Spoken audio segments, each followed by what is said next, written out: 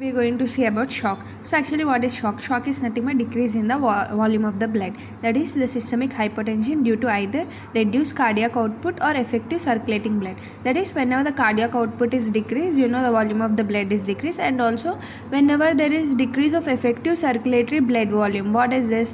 This is nothing but the amount of blood supplied to a tissue. So when this also decreases, the volume of the blood decreases. So it's actually being the most common pathway for several clinical conditions, like you can take severe hemorrhage. Severe hemorrhage. What happens in hemorrhage? There is blood loss. Maybe it may be internally or externally. As the blood is lost, the volume of the blood is decreased, leading to shock. And extensive trauma, burns, same situation. Myocardial infarction. Because of the infarct, the flow of blood is blocked and the volume is decreased. And also massive pulmonary embolism. The embolism to pulmonary, that is lungs, comes from the deep vein thrombosis from our leg. So it reaches to the lungs and it decreases the outflow of the blood towards the heart, so hence leading to shock again.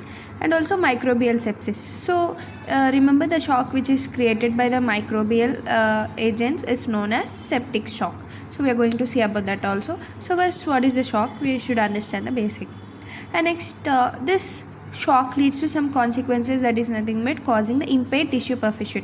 Whenever the volume of the blood is decreased, then every tissue can't get the maximum amount of blood because the volume is decreased. And also cellular hypoxia, you can guess it, because the blood is the one which has the capacity to carry oxygen. So when the volume of the blood is decreased, and also the hypoxia is of course created because there is loss of oxygen. And next, if this shock is prolonged for long time, then it is irreversible. It is only for short time, okay, the cells can recover, but if it's of long time, it can also be fatal, so it should be treated immediately. And next, what are the causes? So there are mainly three general causes. That is mainly the cardiogenic shock, that is a problem in the heart itself. So here can take, that is low cardiac output. It is mainly because of myocardial pump failure, or intrinsically, that is inside the heart. What happens? Cardiac damage, infarction, ventricular arrhythmias, and also extrinsic comprehension. Extrinsic comprehension means from outside. Actually, what is that? That is the cardiac tamponade. It is sometimes the fluid is accumulated in the pericardium of the heart, so that because of its outside pressure, inside the heart gets the cardiogenic shock. That is again related to heart related problem. Or also outflow obstruction. Example, you can take pulmonary embolism. In pulmonary embolism, because of the embolus which has traveled from the leg to the lungs, it also lead to outflow obstruction. So all these are relating to the cardiogenic shock, that is problem in the heart itself. And next, coming to the hypovolemic shock. Hypovolemic shock means decrease in the volume of the blood, that is because of low cardiac output again, and due to the loss of blood or plasma volume. So in accidents or in trauma where there is lot of loss of blood, such as can occur in the massive hemorrhage or fluid loss from severe burns. You can take example as burns too. And next, coming to septic shock. Septic shock, because of the microbial agents, especially, which leads to the vasodilation, because all the inflammatory reactions should take place, so the vessel becomes dilated, and the peripheral pooling of the blood, because as the vessel is dilated, more blood is pooling there as a part of systemic immune reaction to bacterial or fungicidal infection. So it's a complex pathogenesis we are going to discuss. And next, less common shock can occur in anesthetic accident or in spinal cord injury. Then in this case, this is known as neurogenic shock. And next, loss of vascular tone, peripheral pooling of blood also takes place. And anaphylactic shock denotes the systemic vasodilation. This is also because of vasodilation and increased vascular permeability. Permeability means, as you know, because of that factors, what happens is there are gaps between the endothelial cells, so the permeability increases, also leads to edema because a fluid is getting out, but the perfusion decreases because as the fluid is getting lost, each cell may not get the adequate amount of blood, and it also leads to hypoxia and ischemia too. The volume of blood supply also decreases. So it's mainly this anaphylactic shock is mainly because of IgE mediated hypersensitivity reactions. So this is important to remember. And also there is acute widespread of vasodilation results into tissue hyperperfusion and hypoxia, as we discussed, but increase in the permeability. So that you need to understand the difference between perfusion and permeability of the blood vessel. And it's coming to the pathogenesis of septic shock. So what is that? That is, there is a severe hemodynamic and hemostatic derangements which is leading to it. It is the main cause that is causing mortality rate nearly about 20%, and this causes death in intensive care units mainly. And this is rising nowadays, so especially in the improvement in the life support of many patients. So when they come to life support, there are critically ill patients, and there we see most of these cases, and also in immunocompromised host, because septic shock is mainly because of microbial agents. So when there is immunocompromised agent host, then it is the one who get affected by this. And also immunosuppress, and also many therapies because of that, like chemotherapy, immunosuppression, HIV infection. So people with this are mostly affected. And currently this septic shock is mainly due to the gram positive and gram negative bacteria. So these are the which are affecting most. This is accompanied by endothelial cell activation, injury, and also hypercoagulable state can and also manifest the DIC. In DIC what happens, as all hypercoagulability means all coagulated factors reach the endothelial cell to form a clot or agglutination there. So what happens in the remaining cells, whenever there is injury, those cells start bleeding because all the coagulant factors are used here, and there are no more coagulant factors to act on the injured area. So this is a rare condition in which the people have more coagulation states in their vessel. At the same time, they also have bleeding in their another vessels. And also septic shock is associated with changes in metabolism too, which suppresses cellular function. So whenever there is decrease in the blood in our body, it leads to shock, which is mainly because of microbes. Then it is septic shock. So it also leads to multiple organs dysfunction, leading to morbidity, mortality, and which is associated with sepsis. What is sepsis? Sepsis means mainly the severe bacterial infections is known as sepsis.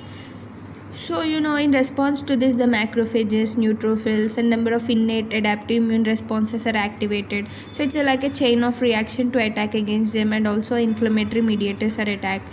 And also variety of immunosuppressive factors, because also humoral elements, coagulation pathways are activated. Inflammatory mediators. The inflammatory mediators are like various microbial cell walls. Actually, the various microbial cell walls have toll-like receptors. So these toll-like receptors, they recognize the materials, endotoxins, which are released by the microbes. So whenever they recognize, a chain of reactions takes place inside the cell. So what are this? Let us understand here. Not only by toll-like receptors, also there are other pathways like G protein associated receptors are also involved nowadays. We have understood that. So first, endotoxin and other microbial products are released from a bacteria or any other microbial agent, and it leads to the production of tumor necrosis factor, interleukin-1, HMG1. These are the cytokines and the cytokine like medians. So neutrophil and monocytes activated. So as these are activated, what happens? It leads to endothelial cell activation.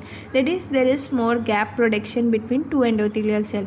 As a gap is produced, the fluid actually easily get out. That is, increase in the vascular permeability and decrease in the perfusion. So this is what again leading to the shock. And next, it also activates the factor 12. So factor 12, it's a coagulation factor, that is the procoagulant which leads to coagulation. So it forms the clot or aggregations there. Because of this, it leads to the thrombosis, and again the blood flow is abrupted, leading to shock again. So the blood flow is decreased and leading to thrombosis. This also leads to shock. And next, coming to complement activation, it activates the C3 and C3 activated form, you can see. So it directly or indirectly acts on the endothelial cell. So directly, how it acts? Directly by endotoxin itself gets activated by producing the NO, that is nitric oxide. As the nitric oxide is released, it directly activates the gaps between the endothelium and leads to high permeability. And indirectly, in the way like activating mast cells. So mast cells release the histamine and again act on the endothelial cells, creating a gap, leading to more permeability of the endothelial cell is activated. It leads to the antifibrinolytic. Antifibrinolytic means the fibrin is not lytic, means the fibrin is not break. Then it means when the fibrin is not break, it is nothing but favoring the coagulation. So that is by increasing the pro-AI factors. And in procoagulation, here you can see increase in the TF, that is the tissue factors, but decrease in the TFP1 thrombomodulin protein C, because these are the anticoagulant factors. So when the anticoagulant factors are decreased, means it nothing but it is promoting the coagulation. And antifibrinolytic, it's also promoting the fibrillation. Thereby what happens, the microvascular thrombosis occurs, and also leading to DIC. There is thrombosis. And next, tissue ischemia, that is decrease in the blood flow because of low perfusion rate.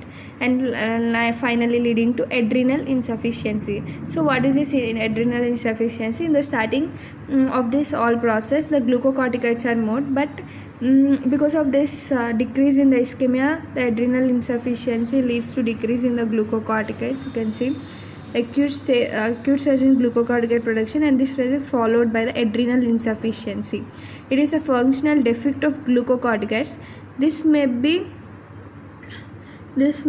stem from depression of synthetic capacity of intact adrenal gland of flank adrenal necrosis due to the DIC. This is also known as the Waterhouse-Eldredgen syndrome. So this we need to remember. And this we have completed. And next, coming to here, the interleukin 6, 8, NO, PAF, reactive oxygen species, and also these all factors are when these are activated because of the endothelium activation, they lead to the vasodilation, increase the permeability, and decrease the perfusion. This is what we are discussing from the starting. This leads to multi-organ failure, because the blood is the one which reaches every organ and keep it healthy. So when the blood passage, all this, it is disturbed, then the multi-organ failure, leading to multi-organ failure like kidney failure, heart failure, major organs failure. This is nothing but being fatal.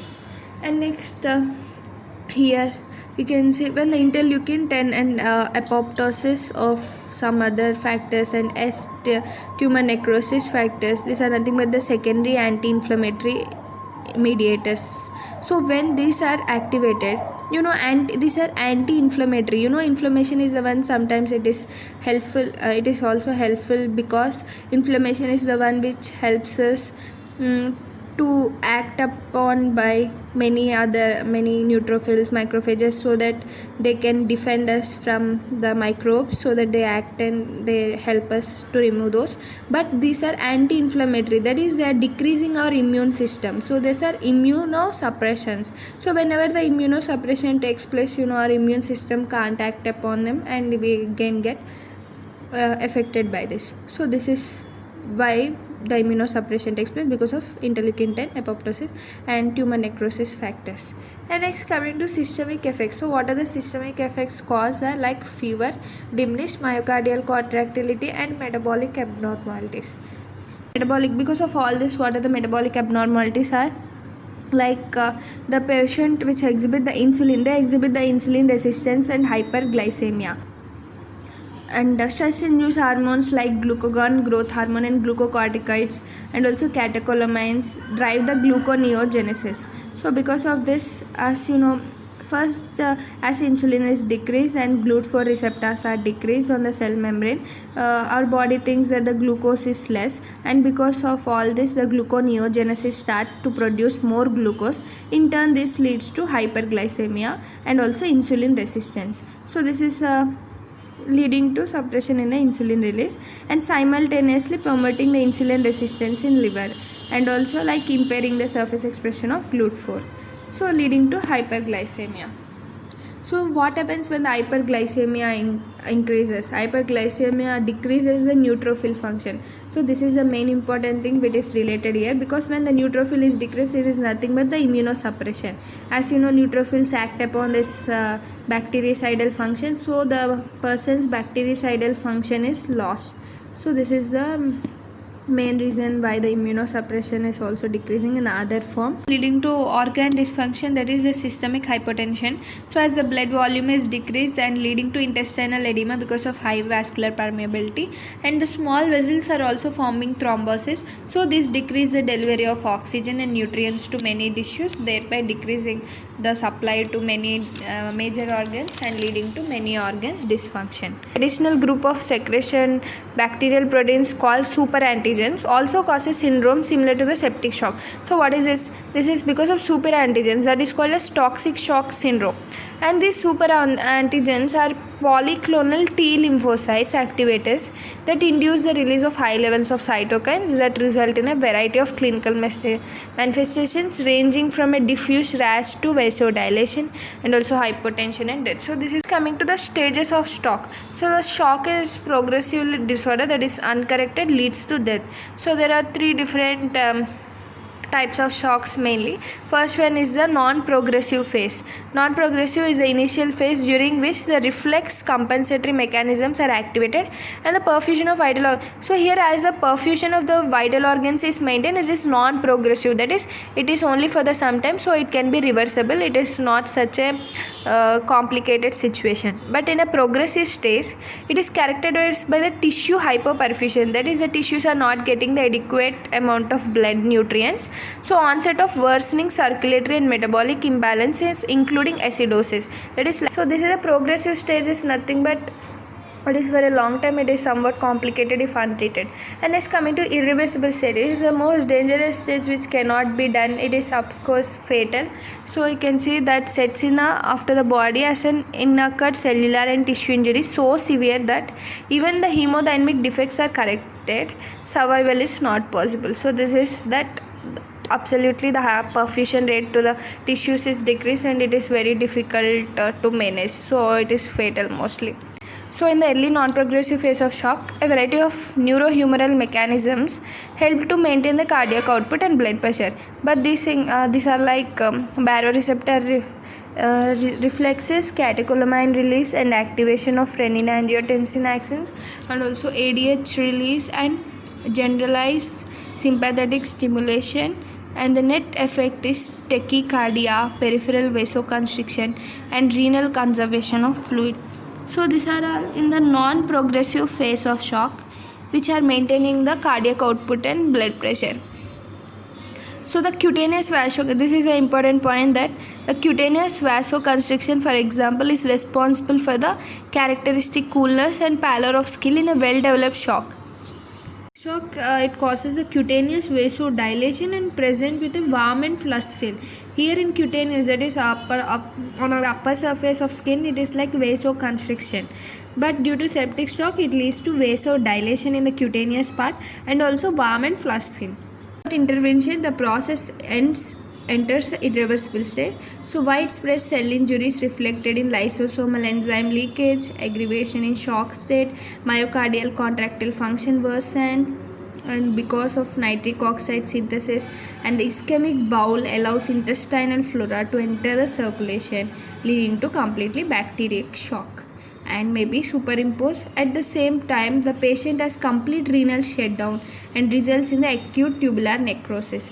Consequences, they are like dependent on the precipitating insults. In a hypovolumic and cardiogenic shock, the patient presents with hypertension because low volume, hypertension, weak, rapid pulse, tachypnea and cool, calmy, cyanotic skin. This is important. You are going to see the cool, calmy, cyanotic skin. But in the case of septic shock, that is because of the microbial agents, the skin is mainly to be warm, flushed, and because of the peripheral vasodilation, initial threat to life stems from underlying catastrophe, that is precipitation of the shock. Example, you can see the myocardial infarction, hemorrhage, sepsis. So however, the cardial, cerebral, pulmonary changes secondary to the shock worsen the problem, because these are the main organs. After the shock, this may lead to the main problem, eventually leading to the electrolyte disturbances, metabolic acidosis, and also the leading to exacerbate the situation. Individuals who survive with the initial complicators may enter the second phase, dominated by the renal insufficiency and also marked by the progressive fall in urine output as well, severe fluid and electrolyte imbalance. So this we can understand easily here. And the prognosis actually varies with the origin of the shock and also duration. So thus the greater than 90% of young, otherwise healthy patient only can easily recover with this. With hypochondriacs can survive. And in comparison, septic shock, cardiogenic shock associated with extensive myocardial infarction can have substantially worse mortality rates, even it will be optimal care, even with the optimal care. This is all about shock.